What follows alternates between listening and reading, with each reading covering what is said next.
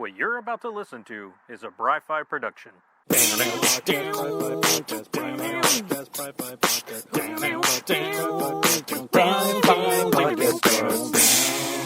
Hey everybody, welcome back to the Bry-Fy podcast. I'm your host, Bry-Fy, your comics guy, and I want to thank you once again, Bry-Fyghters, for joining me on another adventure in comics. And what the hell? What am I? What am I? Some kind of radio show? I mean, I kind of am. But anyway, I want to thank you guys for coming back, listening to another episode. This week, we're going to have a lot of fun talking about Magneto for our comic book review. 2014's Magneto? Yeah, that one. Which was done by Cullen Bunn and art by Gabriel Hernandez Walta.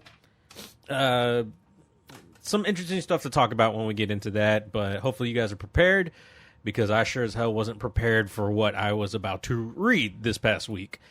Anywho, of course, up first we're going to have some nifty nerd news. We'll also have a little intermission where we hear from another show, just to help promote other shows, and that's pretty much it, guys. This whole month of November, we've been dedicating it to X-Men comics and trying to find mutants that I enjoy, because basically I've been like a sentinel my whole life and just kind of wanting to murder. No. I just haven't really been drawn to X-Men books. Will Magneto finally be the change that I've been looking for? Will Magneto pull me over to the side of good, even though he's evil and bad, but tries to be good? It's convoluted. So we'll see getting into that. But before all that, of course, I want to say thank y'all again, for joining the show. If you guys want to get even more content of the Bry-Fy podcast, you can head over to patreon.com/Bry-Fy podcast. I give bonus episodes every week. So for the price of just $1, the price of $1, just for $1, which is, I don't even think you can buy anything for $1 anymore. You get 4 bonus episodes every month. Plus you get other behind the scenes look and tidbits and other things that I just throw at you guys, and it's a lot of fun. I think that everyone who's part of the Patreon program really enjoys it, and I just want to say thank you guys for joining that. If you don't want to hand over your money for a month, or if you don't want to donate to the cause $1 a month, you can always follow me on social media, on Twitter, Facebook, Instagram, Snapchat, and participate that way, interact. I love talking to you guys over on all our social media, so you can head over that way, and everything is at Bry-Fy Podcast. It's BRYFY Podcast. Anyway, let's move on to the nifty nerd news.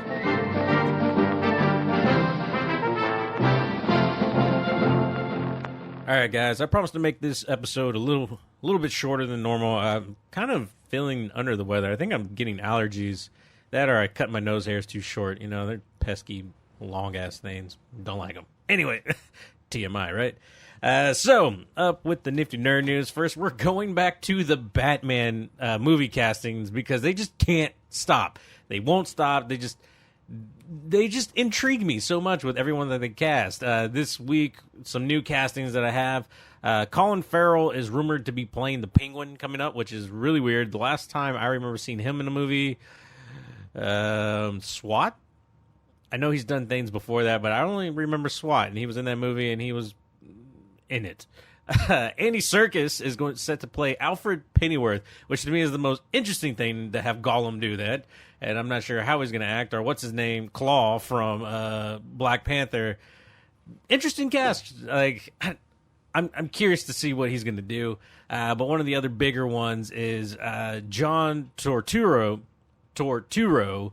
That's the English way to say it. John Torturo as Carmine Falcone, which is very interesting. I think Falcone was in Batman Year One graphic novel, or that series. So I'm thinking that's kind of what they're going with this story. I don't know. It's so interesting. They've announced such a huge cast of like Batman's like rogues gallery that I'm just so curious and interested what they're going to do. They've stated that they're going to get back to like the detectiveness of Batman versus, him just kind of being above average smartness, but really kicking ass. So I really want to see what they do with this. Like I said, I don't know if I'm like excited about any of the casting choices. I just know I'm super interested because of the casting choices. I think Andy Serkis is one that I like. And so we'll see. We'll see. I don't know if I like him as Alfred though. That's interesting. Like, it's just interesting. Like, like every casting choice that they've made makes me go, And so I think that's what this movie's going to be. This movie is based solely on your curiosity, and that's how it like drags you in. So we'll see. In other DC news, it looks like they're unveiling a new superhero next year, June 23rd, 2020, and a young adult graphic novel. The new hero's name, she's going to be Ashley Rayburn, a.k.a. Primer. And it's created by Jennifer Murrow, Thomas Krajewski? I don't know if I'm saying that right. And Gretel Lutzke. Ashley is like an orphan. She has a parent with a supervillain past. And with her new family, one of them who works, I guess, like does crazy tech for military, designs something that is essentially body paint where the wearer who has the paint on them gets superpowers. Of course, in some hilarious mix-ups, Ashley gets the superpowered body paint, gets it on her, and shenanigans ensue. But what happens when, the military wants that shit back? And I think that's kind of what the story's going to talk about, and it should be fun. I'm sure family and friends are going to be in trouble and other kinds of things because, the military, although they're supposed to be good, they do really bad things when you take their shit, and that's kind of what I expect to happen here.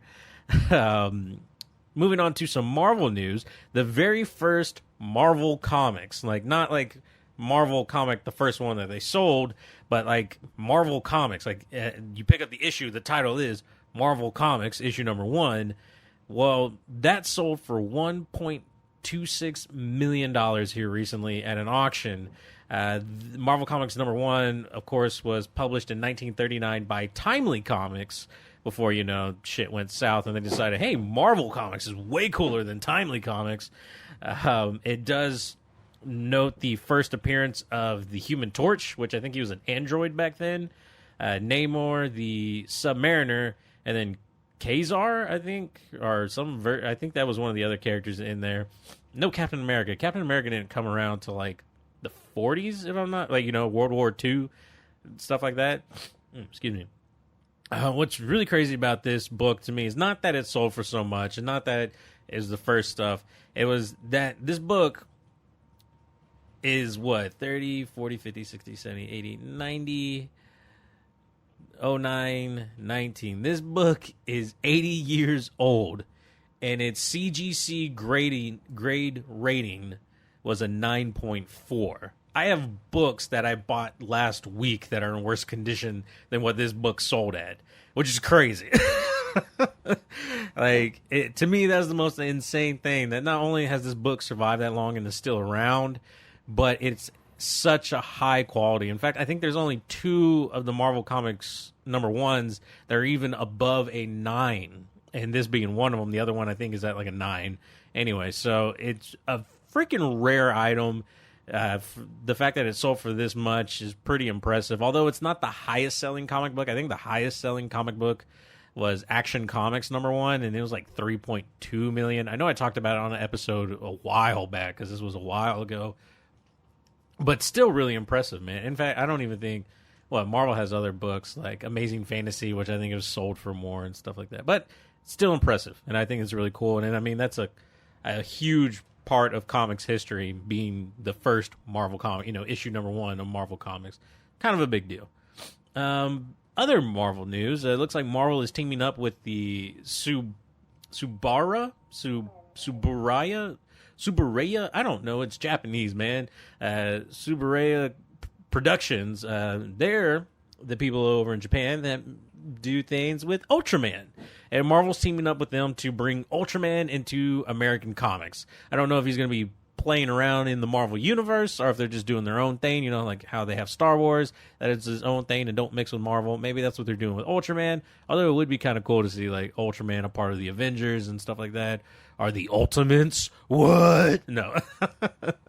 It should be pretty cool. I'm kind of excited. Ultraman's always been like interesting to me because he's just it's more than just a dude who gets big and fights monsters. I think it's like these alien races that attach to people and make them big, and I don't know. It gets pretty crazy, and I don't know. I just don't really follow it, but I think it's really cool. I like his suit. Other way, oh yeah, that's going to be out around 2020, sometime next year.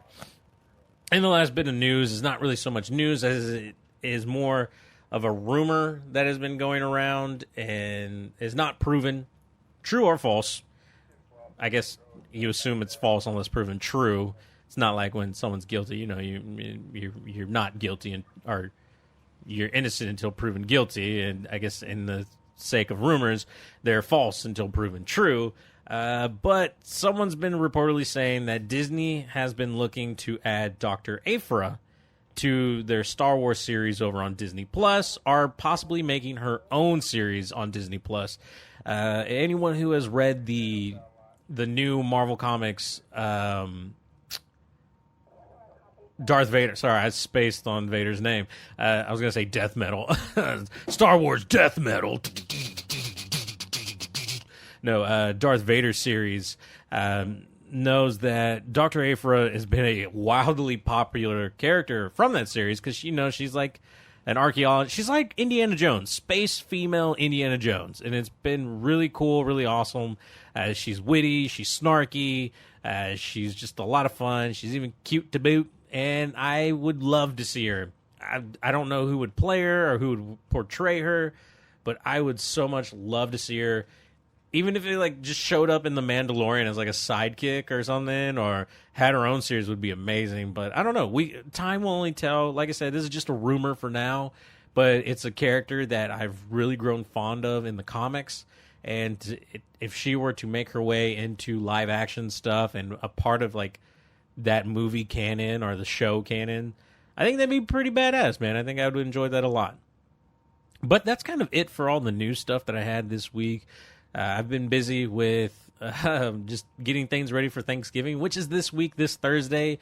I'll probably put out a short message for you guys just because I love you. And, I want to tell you guys happy Thanksgiving.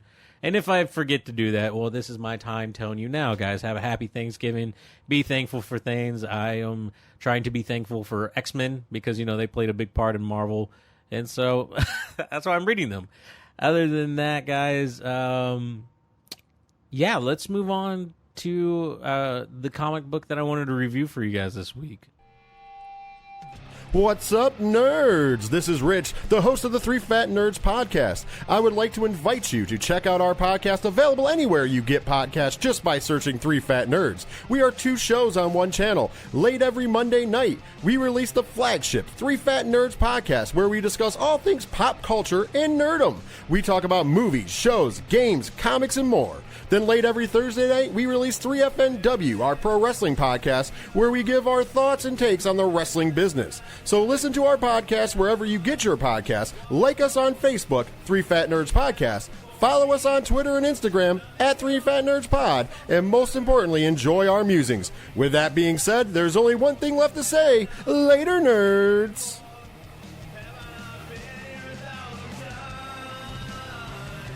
All right, guys, here it is, week 3 of November, and another mutant book. This week, guys, like I said, it is week 3 of November, where I've decided to dedicate all my reading time to X-Men comics or mutants, trying to find something I like, trying to find a book that I can really get around. And this week, we're taking a look at 2014's Magneto series, which was written by Cullen Bunn and art by Gabriel Hernandez Walta. And I have to say, this was surprisingly fun to read. I don't know if I like the artwork that much, but I really enjoyed the story. I think I like Cullen Bunn as a writer. The stuff that he writes can be brutal at times and kind of like torture porn in a way, but maybe that's kind of what I was expecting, especially with Magneto and how they get or how they write him in this series. I think just kind of it worked for me this time around, and I really enjoyed it. The sad part of this whole thing is it was a limited series, and it's done and over with now. But we'll talk about that here in a second. So, where we pick up with Magneto, he has been depowered. He's pretty much lost everything, Genosha and all that horrible crap. We kind of talk about that with what, isn't that mentioned with House of M? Yeah, I think that it's all kind of brought up and all that kind of stuff, too.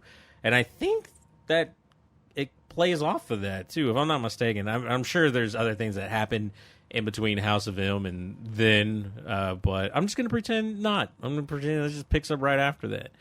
Anyway, we're getting back to the basics with Magneto, where he's basically just hunting down those who would do harm to mutants.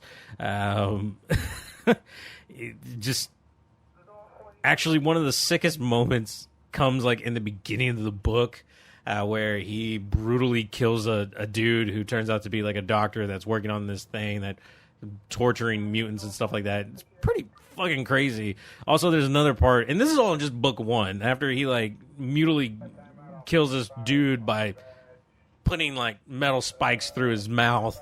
Then he follows a lead on this guy who's been killing mutants, who turns out to be half human, half sentinel, and his body gets ripped open as the robot part takes over to try to kill Magneto, and it's all pretty fucking disturbing, if you ask me. And as it turns out, though, this group is stealing homeless people and turning them to mutant murder machines. It's crazy. It's freaking gross, dude. And so during this whole excursion, we see that Magneto, or a.k.a. Eric, or a.k.a. Max, or a.k.a. Magnus, is haunted by his past, which, might be a reoccurring theme and might have something to do later in the story. And specifically, a guy named Hitzig, I don't know, it's German. And, in, the Nazi concentration camps and stuff, this dude who kind of, tormented him and haunts him to this day still. So anyway, Magneto teams up with this sexy redhead because, it's Marvel Comics and they kind of have a fetish. He also teams up with the Marauders by murdering the shit out of them and then reprogramming them, because I guess they're like life model decoys now and some shit like that, and turns them into allies, which I guess is a better term than friends. Also, he's being chased by S.H.I.E.L.D. agents because S.H.I.E.L.D's everywhere. He breaks up another mutant torture fight club type thing, and there's where he finds the mutant growth hormone, which, is probably going to play a certain role later in the story. Remember these things. Hitzig, MGH, they're really important. So basically the story now brings us into Axis, which is kind of where the heroes get a little evil and the evils get a little heroish. I don't know. It's interesting. The Red Skull's involved in this. Magnus, a.k.a. Eric, a.k.a. Magneto, a.k.a. Max, is trying to sneak on the Red Skull. And you get more flashbacks back to WW2.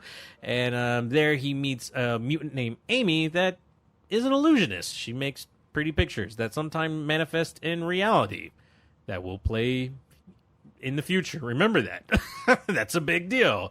Magneto then fails spectacularly to kill the Red Skull because, this is only a tie-in. All the main story shit's going to happen in the main crossover event. So shit goes south. He eventually gets the band of bad banditos together to kick ass. This time successfully to kick Red Skull's ass. Now we have Genosha 2.0, the Magnetic Boogaloo, when also weird disciples of Magneto, which involves people who were injured by him but feel like some type of ownership over him and their injuries with him. I don't know. It gets really weird and strange. In fact, sexy redhead who helps him is kind of a part of that in a way.